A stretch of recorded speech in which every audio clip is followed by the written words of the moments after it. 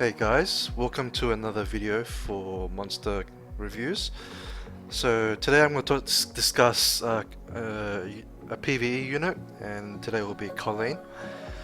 So typically Colleen is built for necro progression, and she also transfers over to being useful in raids as well. She's a very common raid unit. So I'll show like a composition for necro and also for raids in which she's used. So as I said, you normally will build her after you've finished building your dragons team. She can be a healer for dragons if you are absolutely desperate, but you probably won't really build her until you've started actually farming the runes for her.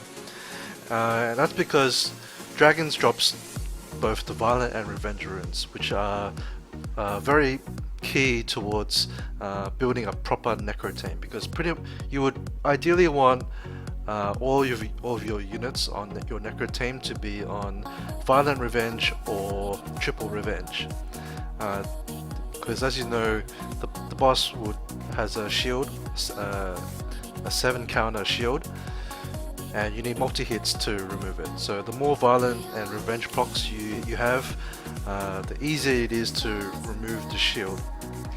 And Colleen's no exception, because her first skill has a two-hit multi-hit, so she can help contribute to breaking the shield. Even her second ability also multi-hits too, even though it doesn't really specify it. And then the third skill is the heal, plus an attack power buff for 3 turns, and this is on a 3 turn cooldown when you max skill her, so she can keep it up very easily, especially when she's on violent.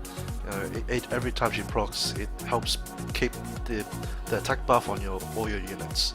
That's also very useful for necro, because you need the extra damage to take down the boss while the shield is down, because you don't have a very large window to do it, depending on how you build your team. Alright, now she's on violent revenge. I'll just go through the runes real quick. So the main stat you want to aim for is speed.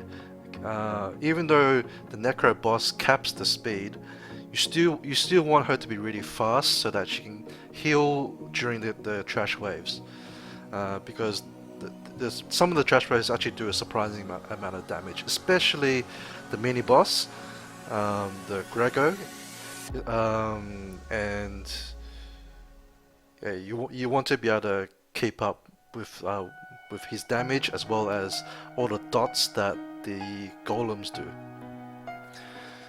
So that's why you want to aim for a lot of speed, and then with the slot 4 and 6, if you do either HP or defense HP, both will work, and that will typically be enough for Colleen to survive through necro. Like, you should be able to get like 20k HP if you're using HP defense quite easily, as long as they're 5 or 6 star runes.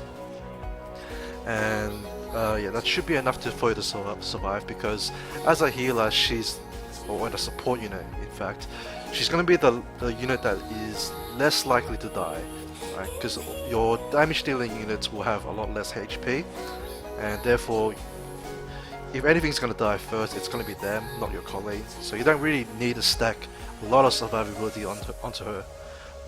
But it is useful to have the survivability for raids when you're ready for that. That's why my Colleen is still like fairly high on HP.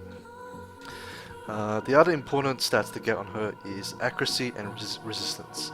Accuracy, I would say, probably a little bit more important, because you want her to land the debuffs, especially on the raid boss, because you typically will bring Colleen mostly because of her first skill. If you've watched a lot of players do R5, the runs that fail are because the boss doesn't have attack debuff on him after the 3rd jump. So for a very safe run, you ideally want all of your teammates to have Colleen, because of her first skill. Right? So at least one person should, be throwing this skill up on the boss after he jumps, and then it makes it much easier to survive, once he starts breathing on you. Now, I think personally I like Violent Revenge on her, but I have seen people use like a combination of Revenge and other offsets, or even Triple Revenge.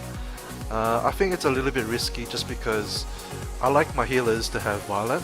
A lot of people these days are trying to reduce the amount of Violent that they have in their raids. But I think for a healer, you don't want them to get stunned and then have no chance of recovering the turn of the heals. So at least with Violent, they can proc out of the stuns and heal your team. But if it works for you without Violent, then go ahead. I guess it depends on who your secondary healer is as well. Alright, now I'll discuss a bit more as I go through Necro first. So this is not a very typical Necro team to start with, but this is the best I could do with the units that I have ruined. This is not my typical Necro team, but I'm going to show you the run, and we'll discuss it as we go along.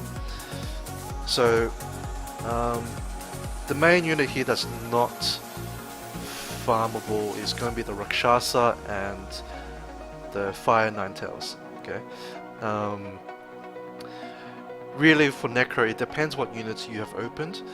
Most people like to build around Shiwa, the Fire Ninetales, because she's gotten an AI buff recently, well, semi-recently, where her AI is much better on the boss. She doesn't use her second skill, which previously was a waste of a turn because it doesn't really do anything to the boss. But now she only does the first skill and the third skill, both of which multi-hit. So usually if people have that unit, the Shiwa, then I like to build around it. There are other alternatives that you can build around the Wind Ninetales instead, which is a farmable monster. There are other options depending on which net force you've managed to pull once you get up to Necro. I'll show you a few other alternatives. I won't be able to show you in a run, but I can show you the units. Okay, so Rauk is the Fire Inagami is not a typical unit in progressive Necro, but I have him here because he's normally my main damage dealer for my Necro runs. Right, and most people will start off with Bella and Colleen as their healers, just for safety purposes. Eventually you'll take out Bella to make it fast, I guess. You can bring in another damage dealer instead.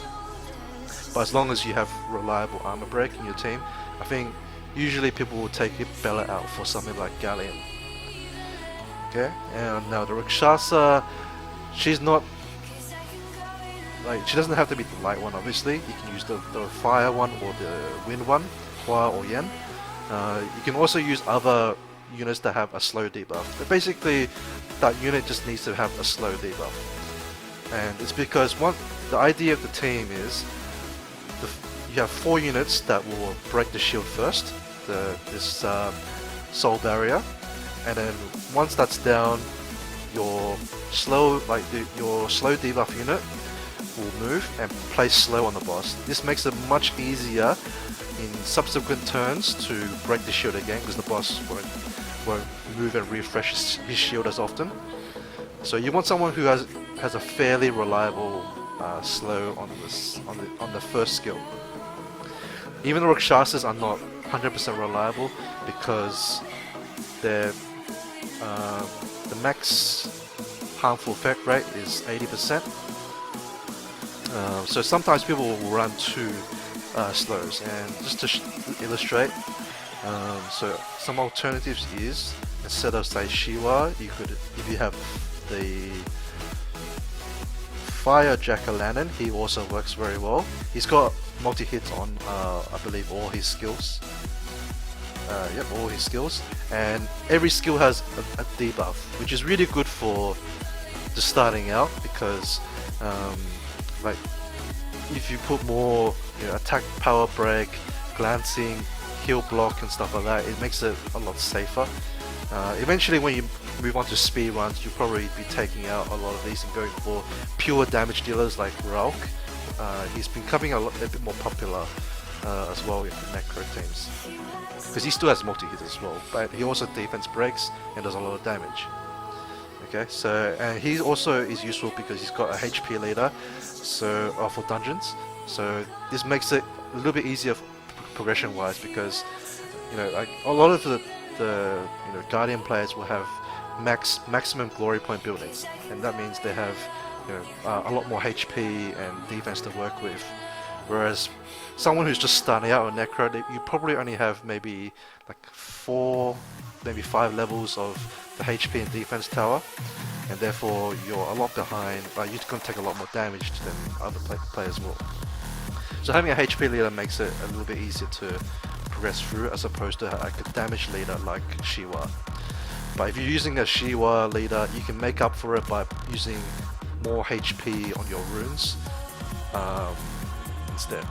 Alright, and now for people who are not ready to use Ralk as the damage leader, instead you can use Adrian. Now this guy is becoming a lot more popular as well for Necro, especially for starting out. He's not so good for speedy runs because he wastes a turn doing this buff, but he does have a lot of multi-hits, so he's good for if you're only just starting out on Necro.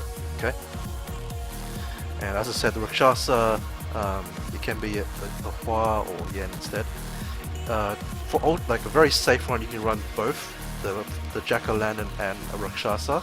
That way you have 2 slow debuffs, and it's just a lot safer than relying on one unit to debuff. Now I'm going to move on to in a raid situation, and thanks to the update I can just use friend helpers to show you. Okay, let's bring this one.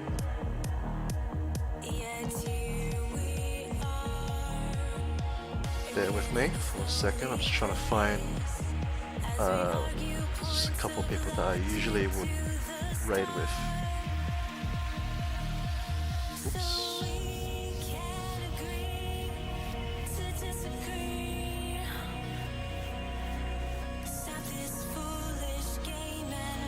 I think my internet connection dropped for a bit, sorry, but I apologize.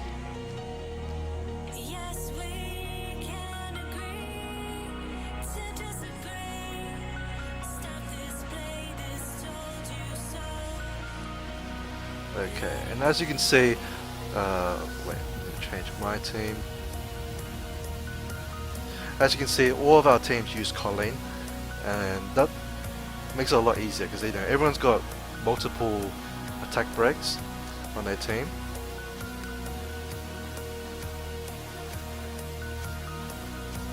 And she's just an all-round solid unit. She's got 2 debuffs, she's got heal block, which is also a very important raid debuff, because the boss kick can heal a lot of HP, and the longer the fight takes, the more stronger he's going to get, because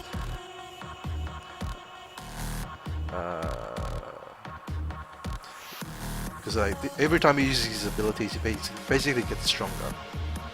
Okay, so that's why a lot of people are pushing to have faster runs, because the longer you take, the harder it gets. Now, just to discuss the actual team lineups. Now, you want multiple attack breaks where possible, right? So, a lot of people will run Diaz and Colleen, because Diaz also has an attack break on the second skill.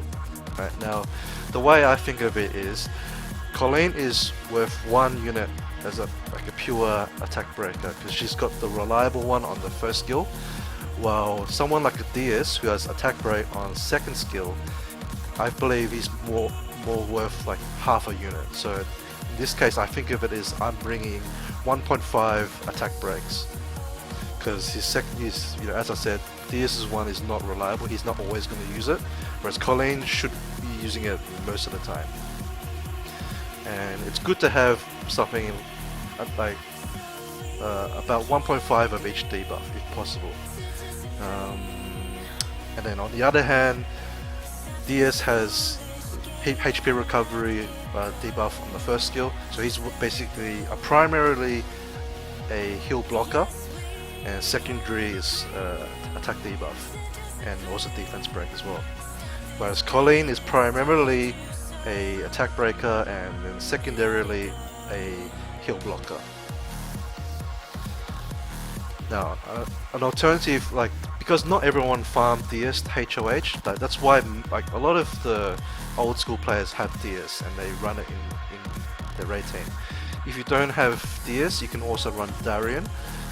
In fact, a lot of even those players who have DS now, they also build Darien in case no one else is running it, because Darien has a defense break, a reliable one on his first skill, and that's also another debuff that helps speed up the run, because you know if the defense break falls off, then your units aren't doing as much damage, therefore the run's taking longer.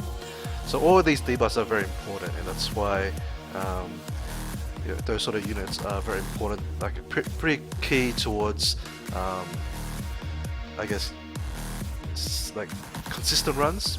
Whereas there are some people who don't, who forgo some of these units in favor of more damage dealers like Ardella, Bethany, stuff like that. But yeah, I think for, I'd say 90% of people, you'll probably be wanting to build Colleen for both Raid and Necro, just because it makes it easier to progress through them. There are obviously other alternatives, but she's a free to play unit. You know, she's a Nat 2, very easy to get, very easy to skill up, even though she requires a lot of harpoos. And she just, her kit is really good for the latest content that Contours have been releasing, and they actually buffed her a lot as well at the same time. So I think that about covers it for Colleen. If you have any questions, obviously feel free to ask me in comments and I'll answer them as soon as I can. And I hope I'll see you in the next monster guide, which I'll be discussing most likely another PvP unit. So thanks again for watching, and I'll see you guys next time.